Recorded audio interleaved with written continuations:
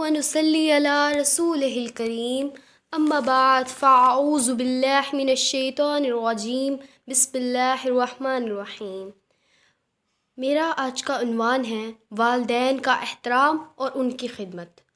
تو نے اگر مجھے ہاتھ پکڑ کر نہ چلایا ہوتا، تو نے اگر مجھے ہاتھ پکڑ کر نہ چلایا ہوتا، میں کبھی پیڑ نہ بنتی نہ میرا سایہ ہوتا، میں کبھی پیڑ نہ بنتی نہ میرا سایہ ہوتا، نہ ہوتی میں وہ سب کچھ جو آج میں ہوں، نہ ہوتی میں وہ سب کچھ جو آج میں ہوں، جو تو نے مجھ میں میرا عکس نہ دکھایا ہوتا۔ جناب علی وقار، والدین قدرت کا سب سے انمول خزانہ ہے۔ ماں کے قدموں تلے جنت ہے تو باپ جنت میں داخل ہونے کا دروازہ۔ ماں ایک بے لوث محبت اور جذبے کا پیکر تو باپ خلوص و دل جوئی کا حسین شاہکار۔ عرض کیا ہے کہ یہ دونوں ہستیاں وہ ہیں جن کی بنا نہ تو ہماری کوئی پہچان اور نہ کوئی شناخت ہے۔ ماں اور باپ اس دنیا کا رب عظیم، وہ سب سے عظیم رشتہ ہے جو ہر اولاد کو اس کی زندگی کی ہر نعمت سے بھی پیارا ہوتا ہے۔ جناب علی وقار مخالف وقت اور ہر بدگماں کو روک رکھا ہے، ہر ایک جاسدر کی زہریلی زبان کو روک رکھا ہے۔ اتر سکتی نہیں اس کے باعث مجھ پر کوئی آفت، میری ماں کی دعا نے مجھ پر آسمان کو بھی روک رکھا ہے۔ والدین اللہ تعالیٰ کی عظیم نعمت ہیں۔ ارشاد باری تعالیٰ ہے کہ اللہ تعالیٰ کی عبادت کرو اور کسی کو اس کی ذات میں شریک نہ کرو اور اپنی والدین سے اچھا سلوک کرو۔ انسان کے لیے سب سے زیادہ مخلص ان کے والدین ہوتے ہیں جو ساری زندگی دکھ اور پریشانیاں برداشت کرتے ہیں۔ والدین اس دنیا کے وہ انسان ہوتے ہیں جو اپنے سے زیادہ اپنی اولاد کی ترقی دیکھنے کی آرزو رکھتے ہیں۔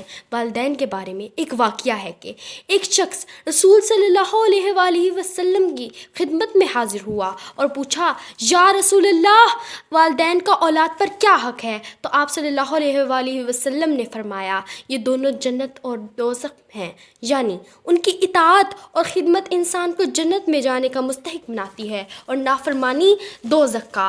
ارشاد باری تعالیٰ اور حدیث سے ہمیں یہ سبق ملتا ہے کہ والدین کے حقوق ادا کرنا اسلام میں نہایت ضروری ہے۔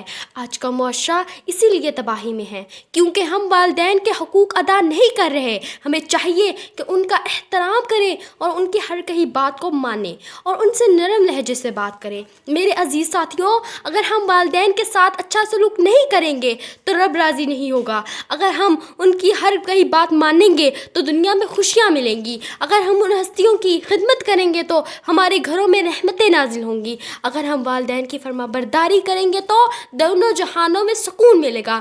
اس پیغام کے ساتھ میں اپنی بات کا اختتام کرتی چلوں گی کہ یہ دنیا ایک مکافات عمل ہے۔ اگر آج ہم نے والدین کے حقوق کو بھلا دیا تو کل ہماری اولادیں بھی ہمارے ساتھ یہی سلوک کریں گی۔ اللہ ہمیں اس بات کو سمجھنے کی توفیق دے۔ میں آخری بات یہ کہوں گی، سب کچھ مل جاتا ہے اس دنیا میں مگر، سب کچھ مل جاتا ہے اس دنیا میں مگر، بس یاد رکھنا ماں باپ نہیں ملتے۔ میں ماں کو بتاتی ہوں پریشانیاں اپنی، میں ماں کو بتاتی ہوں پریشانیاں اپنی، وہ ماتھا چوم کر کہتی ہے خدا خیر کرے گا۔ کسی نے کیا خوب کہا ہے، رب جیسا کوئی داتا نہیں اور ماں جیسا کوئی ناتا نہیں۔ علی وقار، جناب قدرت ہمیں والدین دیتی ہے۔ والدین وہ ہستیاں ہیں جن کے بغیر ہم کچھ نہیں، ہم صرف والدین کی بنا پر ہیں۔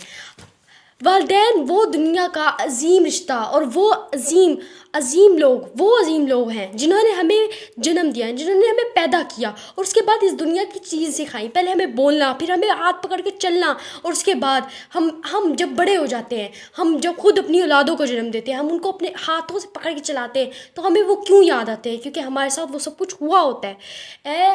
میں یہی کہنا چاہوں گی، اس دنیا کے لیے پیغام ہے، اپنے ماں باپ جو آج کل کوئی کسی کو کہیں جمع کروا رہا تھا، کسی کو کہیں اناتھ آشرم میں کہیں جگہ پہ وہ ان کو دیا جاتا ہے۔